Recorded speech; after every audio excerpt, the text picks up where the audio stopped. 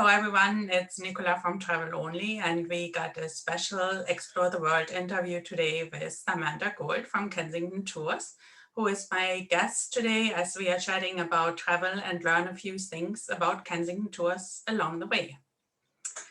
So Samantha, how long have you been in travel and within your current role with Kensington? Yeah, so I started my career in travel when I was about 20 years old. I moved up to Banff on a whim, and I worked in hotels out there. So I worked for the Delta out there. I came back to Toronto and worked for the Delta here as well, and then some other boutique hotels like the Soho Metropolitan Hotel down on Blue Jays Way in Toronto.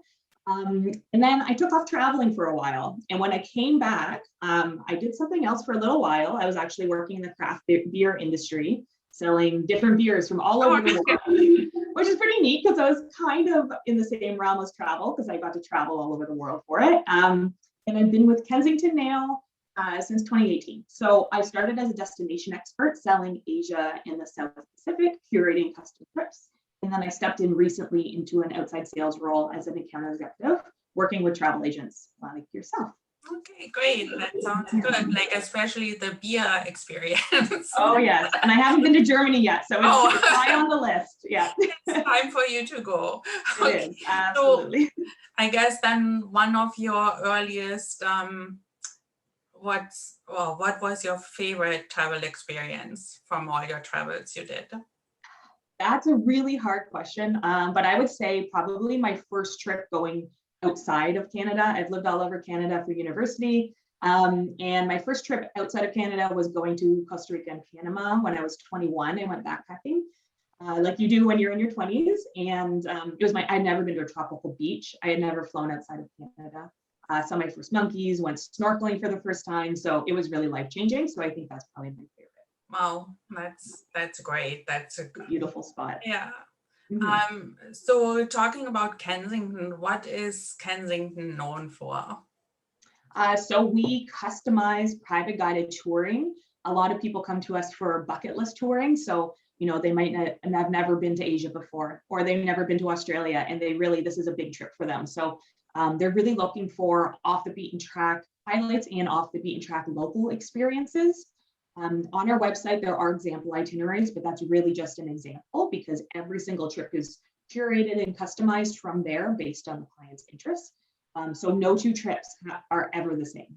So yeah, we really try to specialize and customize based on the client's personal interests.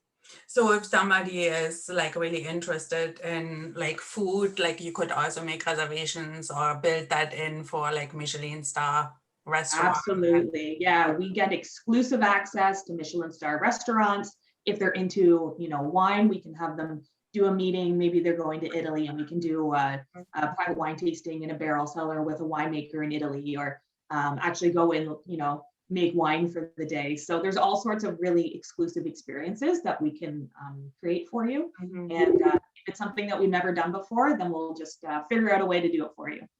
That's great.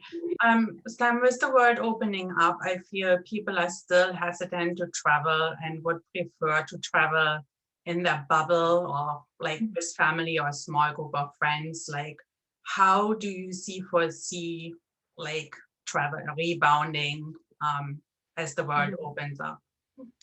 Yeah, so the rebound is happening now.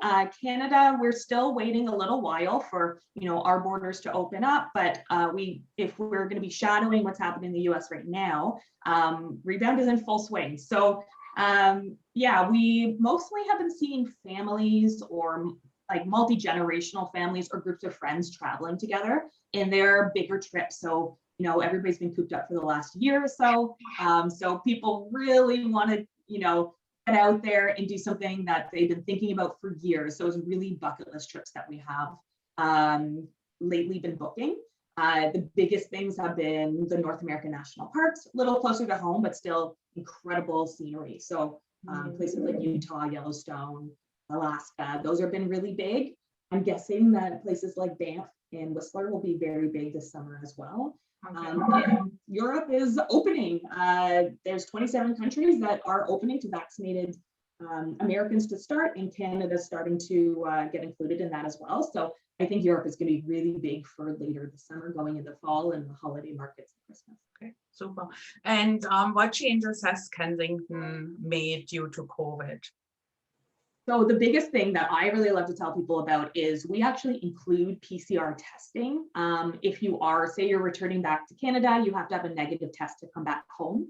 We'll actually arrange the PCR testing for you. In a lot of different destinations, sometimes we can actually have a doctor come to your hotel room and you get the results within a couple of hours. So we're really trying to take care of all of that headache that you might be experiencing right now trying to plan a trip, and just no stress for you. And we organize all of that with our local partners. We also just launched our Caribbean resort collection, which is really great for people that are looking to stay a little bit closer to home, but they want some of that sun and sand. And we have flexible travel, so you can actually change your trip or cancel up until 7 days before departure, which is huge. I don't know of any other travel company doing that.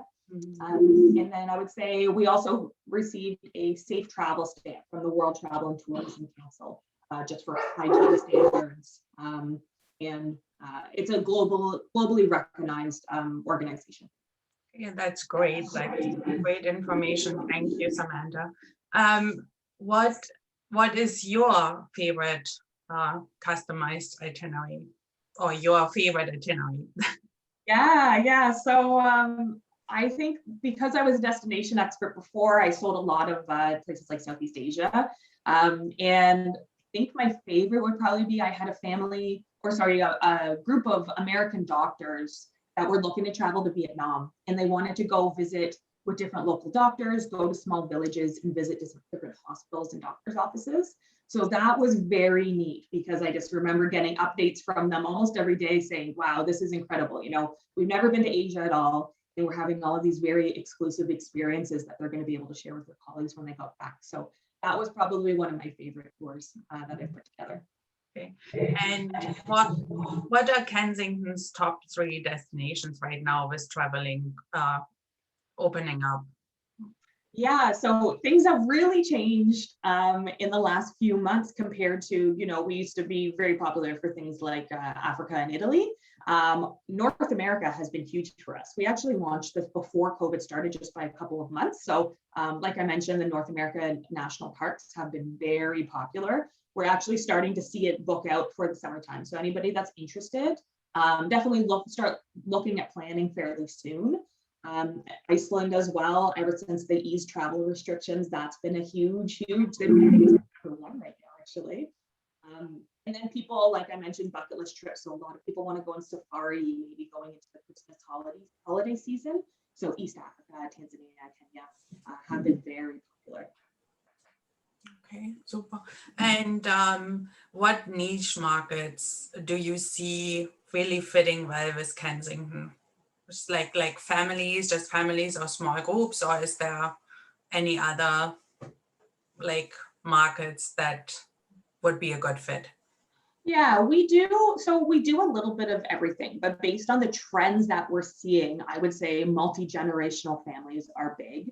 We actually just teamed up with Ancestry.com to create tours with a genealogist to actually uncover your family roots.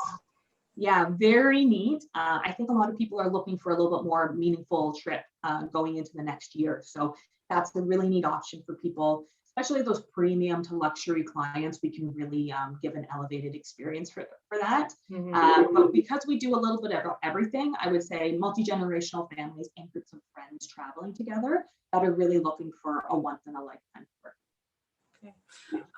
What do you think is what is setting Kensington Tours apart from other tour operators? So I might be a little bit biased because I used to be one, but the destination experts that we have on our team are absolutely incredible. So we have over 100 different destination experts. We sell over 100 different countries. So each one of those destination experts, they only sell maybe 2 or 3 countries. So they know all of the ins and outs.